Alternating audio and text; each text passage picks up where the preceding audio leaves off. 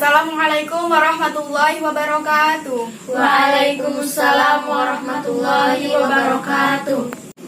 Marilah kita panjatkan puji dan syukur atas kehadiran Allah SWT yang telah memberikan taufik dan hidayah kepada kita semua, serta memberikan nikmat kesehatan sehingga kita dapat berkumpul di ruangan tercinta ini. Tak lupa pula salawat berangkaikan salam marilah kita haturkan kepada junjungan kita Nabi besar Muhammad SAW.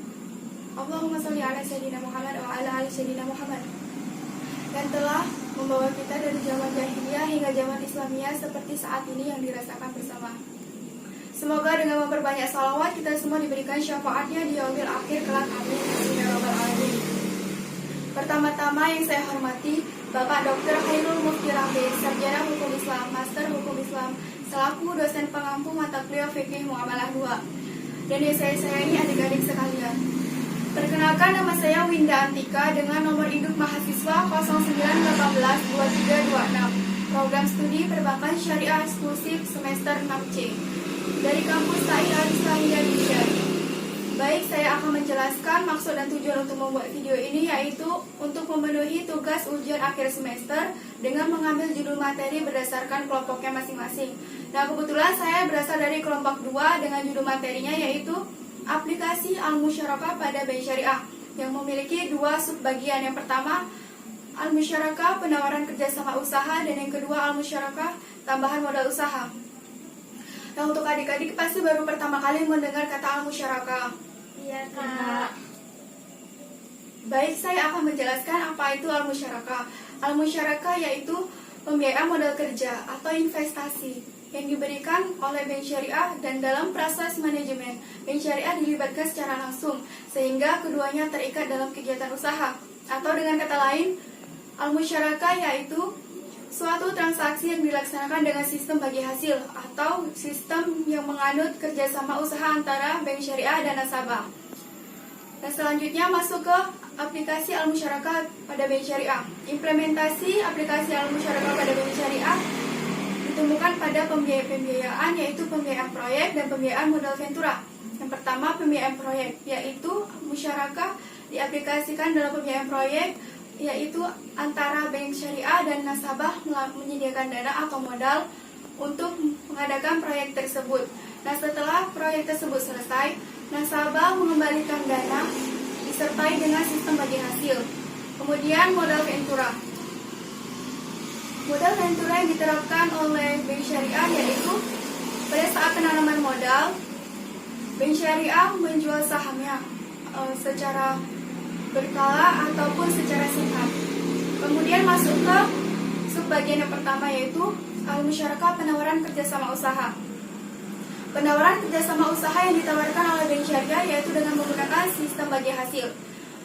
Kerjasama usaha bagi hasil memberikan kemudahan bagi pemilik usaha yang mencari investor untuk membiayai modal usahanya, dan memberikan peluang bagi investor untuk yang hendak melakukan investasi dengan menggunakan pembagian keuntungan usaha.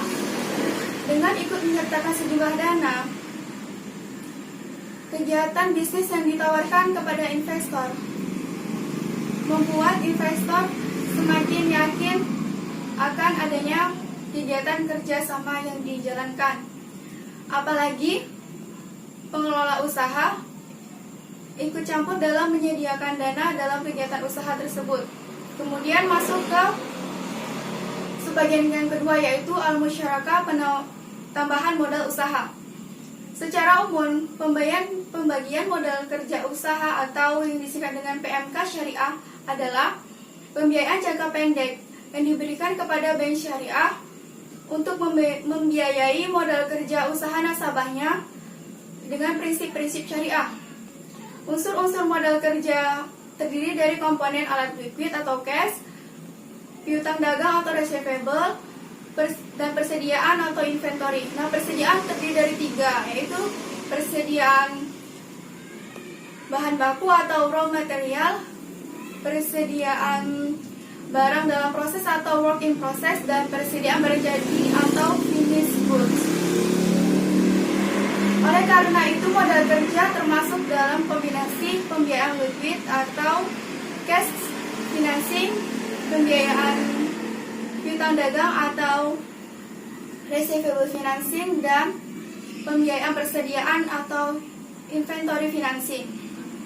Fasilitas pembiayaan modal kerja diberikan kepada seluruh sektor atau subsektor ekonomi yang dinilai prospek, tidak melanggar ketentuan-ketentuan syariat Islam dan tidak bertentangan dengan perundang-undangan dan tidak dinyatakan jenuh oleh Bank Indonesia.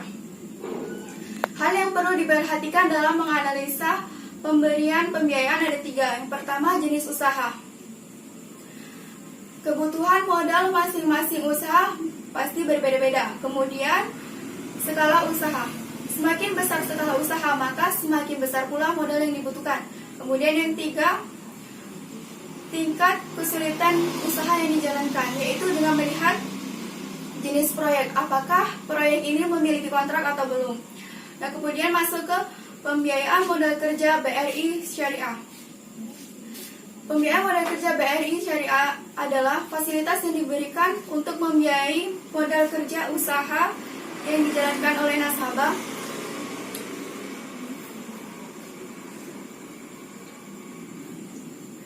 yang tidak berdasarkan kontrak atau non-project base, dengan menggunakan akad musyarakah dengan sifat revolving. Apa itu revolving? Revolving yaitu nasabah dapat melakukan penaikan dan penurunan pokok secara berulang kali sesuai dengan kebutuhan sepanjang tidak melebihi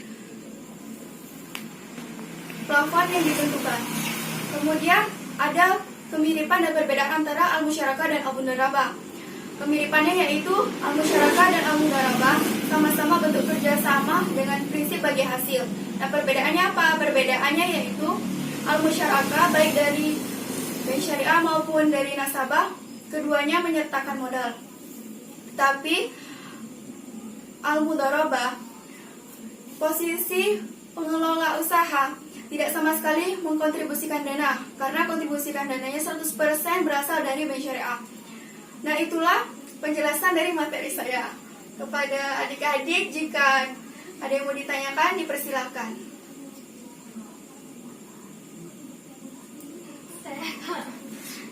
Assalamualaikum warahmatullahi wabarakatuh. Waalaikumsalam warahmatullahi wabarakatuh. Perkenalkan, nama saya Tri Kurniati. Saya mau bertanya, apa saja syarat atau rukun dari akad al-musyarakah? Itu saja pertanyaan dari saya. Assalamualaikum warahmatullahi wabarakatuh. Waalaikumsalam warahmatullahi wabarakatuh. Terima kasih kepada Tri Kurniati atas pertanyaannya. Baik, akan saya jawab. Rukun atau syarat dari al-musyarakah terdiri dari 3. Yang pertama, adanya ijab kabul, yang kedua adanya objek, dan yang ketiga adanya nisbah atau bagi hasil. Dan saya jelaskan satu persatu. Yang pertama adanya ijab kabul, yaitu saling sahut menyahut antara bank syariah dan nasabah atau dalam konteks interview. Kemudian adanya objek. Adanya objek ini seperti contohnya modal kerja, keuntungan dan kerugian. Kemudian yang ketiga adanya nisbah atau bagi hasil. Bagi hasil yang ditetapkan oleh bank syariah dan nasabah biasanya 50-50 atau 50% keuntungan untuk nasabah dan 50% keuntungan untuk bank syariah. Dan bisa juga 60/40 atau 60% keuntungan untuk bank syariah dan 40% keuntungan untuk nasabah. Jika di luar dari ketentuan itu, misalnya 80/20, 80% keuntungan untuk bank syariah dan 20% keuntungan untuk nasabah, ini adalah sesuatu perbuatan yang zalim dan dilarang oleh syariat Islam. Nah, itulah penjelasan dari syarat atau rukun al-musyarakah. Gimana Tri Kurniati, apakah paham dengan jawabannya? Alhamdulillah Kak, saya sudah paham. Terima kasih atas jawabannya. Terima kasih kembali Tri Kurniati. Selanjutnya, apakah adik-adik yang ada yang mau ditanyakan lagi? Ada Kak. Silakan. Perkenalkan, Assalamualaikum warahmatullahi wabarakatuh. Waalaikumsalam warahmatullahi wabarakatuh. Perkenalkan, nama saya Atanda Angelova. Kak, saya mau bertanya, apa saja kriteria usaha dalam pembiayaan al-musyarakah? Itu saja pertanyaan saya. Assalamualaikum warahmatullahi wabarakatuh. Waalaikumsalam warahmatullahi wabarakatuh. Terima kasih Amanda Ahadiolova yang sudah kriteria usaha dalam pembiayaan al-musyarakah itu ada dua. Yang pertama, usaha mikro atau kecil, dan yang kedua, usaha menengah. Dan masing-masing usaha ini memiliki dua kriteria. Kriteria yang pertama yaitu untuk usaha mikro atau kecil memiliki kekayaan bersih lebih dari 50 juta sampai dengan 500 juta rupiah. Sedangkan usaha menengah memiliki kekayaan bersih lebih dari 500 juta sampai dengan 10 miliar, tidak termasuk tanah dan bangunan. Kemudian kriteria yang kedua, untuk usaha mikro atau kecil memiliki hasil penjualan tahunan lebih dari 300 juta rupiah sampai dengan 2,5 miliar. Sedangkan untuk usaha menengah memiliki hasil penjualan tahunan lebih dari 2,5 miliar sampai dengan 50 miliar. Nah, itulah penjelasan dari kriteria usaha pada pembiayaan al-musyarakah. Gimana Amanda Ahadialova, apakah jawabannya mudah dipahami? Alhamdulillah saya paham. Terima kasih atas jawabannya, Kak. Terima kasih kembali. Selanjutnya, apakah ada yang mau ditanyakan lagi? Saya Kak. Silakan. Assalamualaikum warahmatullahi wabarakatuh. Waalaikumsalam warahmatullahi wabarakatuh. Perkenalkan, nama saya Alwaina Sosabila. Saya ingin bertanya, Kak, bagaimana contoh aplikasi al-musyarakah dalam kehidupan sehari-hari? Itu sajalah pertanyaan dari saya. Baik, terima kasih kepada Alwa Aina Salsabila atas pertanyaannya. Akan saya jawab. Contoh aplikasi al-musyarakah dalam kehidupan sehari-hari, misalnya Alwa ingin membuka usaha rumah makan. Modal yang dimiliki Alwa itu 20 juta rupiah, sedangkan modal yang dibutuhkan sebanyak 80 juta rupiah. Jadi kurangnya berapa? 60 juta rupiah lagi. Nah, yang harus Alwa lakukan yaitu pergi ke bank syariah dengan meminta bantuan pendanaan sebesar 60 juta rupiah. Karena ini namanya akad al-musyarakah, yaitu di awal akad melakukan sistem bagi hasil, yaitu 60 banding 40. 60% nanti keuntungan untuk bank syariah dan 40% keuntungan untuk nasabah. Nah, persetujuan pembagian hasil ini disepakati antara kedua belah pihak, antara nasabah dan bank syariah.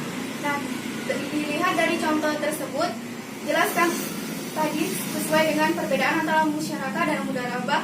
Al-musyarakah dananya antara nasabah dan bank syariah sama-sama bekerja sama dalam kontribusi dana, sedangkan al-mudharabah dananya cuma 100% dari bank syariah, nasabah cuma pengelola usaha saja. Nah, karena materinya sudah selesai, akan saya tutup. Demikianlah materi hari ini. Terima kasih atas perhatiannya. Terima kasih adik-adik yang sudah meluangkan waktunya untuk mensukseskan tugas ujian akhir semester 6 saya. Semoga ilmu yang didapat hari ini dapat bermanfaat bagi kita semua dan semoga bisa diamalkan ya. Dan apabila selama saya menyampaikan materi atau menjawab pertanyaan dari adik-adik terdapat kesalahan ucapan maupun perbuatan yang kurang berkenan di hati, mohon dimaafkan sebesar-besarnya, dan kepada Allah Subhanahu wa taala saya mohon ampun. Saya akhiri dengan wabillahi taufik wal hidayah. Wassalamualaikum warahmatullahi wabarakatuh. Waalaikumsalam.